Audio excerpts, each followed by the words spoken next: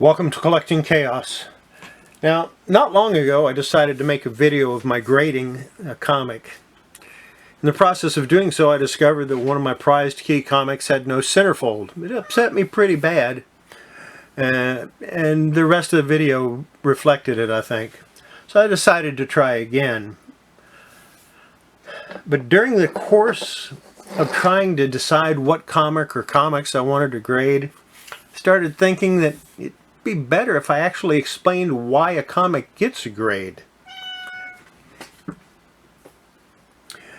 But in order to do that, everyone that watches the video would need to know about the various defects that a comic may have, as well as how those defects affect grade.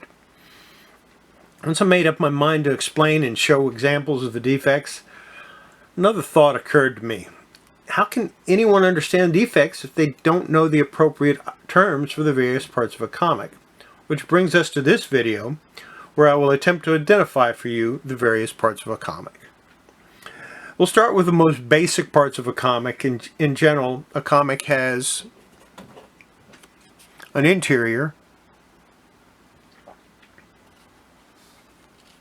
and in the past, this was generally newsprint. It would have a cover of a different grade, generally, staples,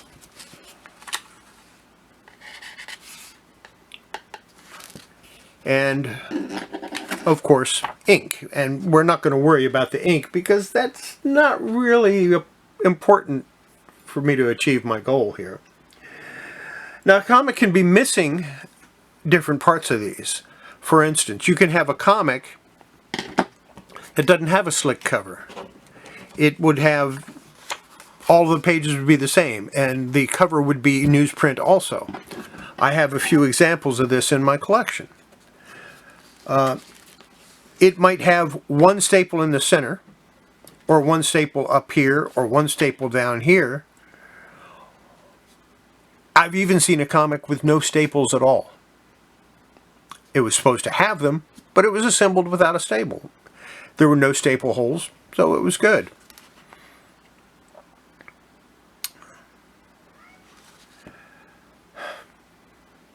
Then you got perfect bound comics and books which have no staples because they're glued together.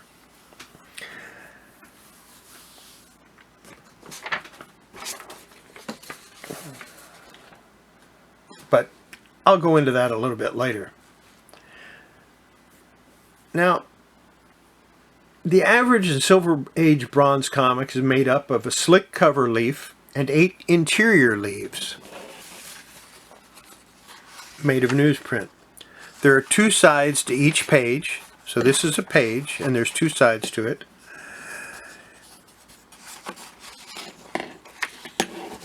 And if we go to the center here, I'll show you a complete leaf.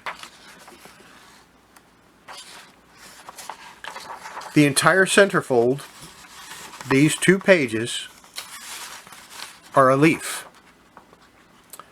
So there's 2 pages to a leaf and 2 sides to each page. So in this case, since it's a 32-page comic,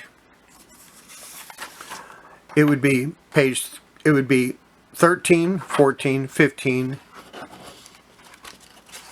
and 16. And that's how that would work. And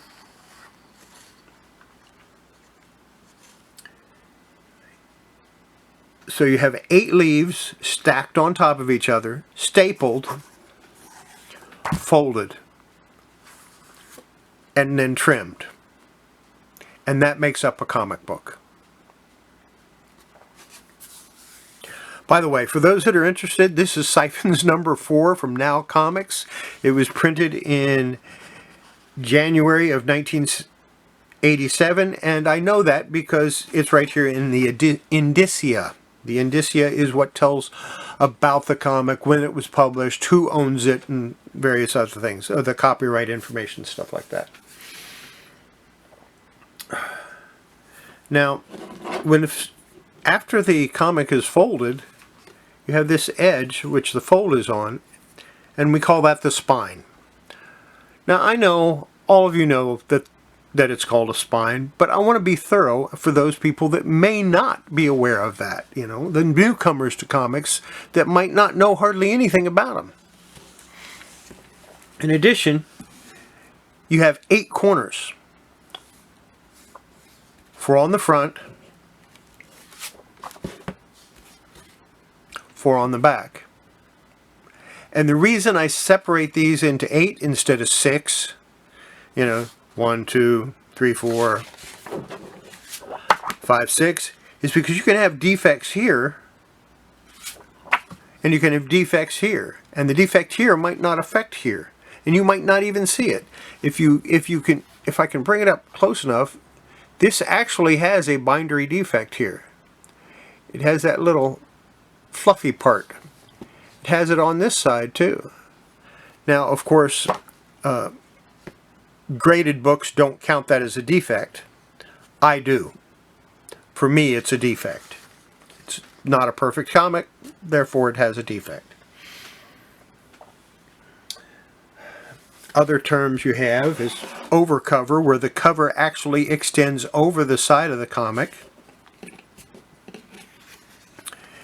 And then on the interior you have the margin, which is this part here and here. These are the margins. Upper margin, lower margin, right margin, left margin. That's pretty obvious, I think. Then you have the edges of the comic, which is, of course, here. So you have the front edges, the back edges, and the spine. Now, we have something else. This is the basic comic. This is how a basic comic is made. But we do have another type of comic. And that's the square bound comic. Yeah, you know I had to dig out one of my old Supermans. This is Superman Annual, number 5. And according to this, it was published in 1962. Now with this, what they did, they would take 2 leaves, stack them together, and those 2 leaves would be folded and form what's called a signature. Now this is an 80-page giant, so it would have 10 signatures stacked together and then stapled. But the staple would be here and go all the way through the comic. Then they would glue the cover on, which is why you have spine splits on these giants so easily, and why you have deterioration here, down here. And other than that, the terminology is the same. You have the spine, you have the edges, you have the interior, you have the slick cover, and of course the margins. Other parts of the comic, you have the identification, publisher identification, normally in the upper left-hand corner. The title block, which is where the title of the comic goes. Newer comics, not so much. They take a lot of liberties with the newer comics.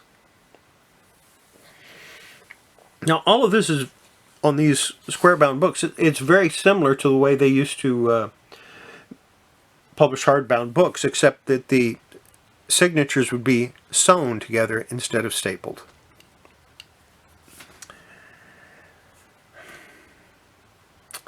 And I think that's going to be it for this one. And the next one will actually go into some of the actual defects on the comics, other than what I just showed you earlier with the Siphons comic. Hope you enjoyed the video. Sorry about the lighting. My light bulb burned out before I started it. I need to replace it. It's the first time I've had a LED light burn out on me. And I will talk to you on the next video. Bye.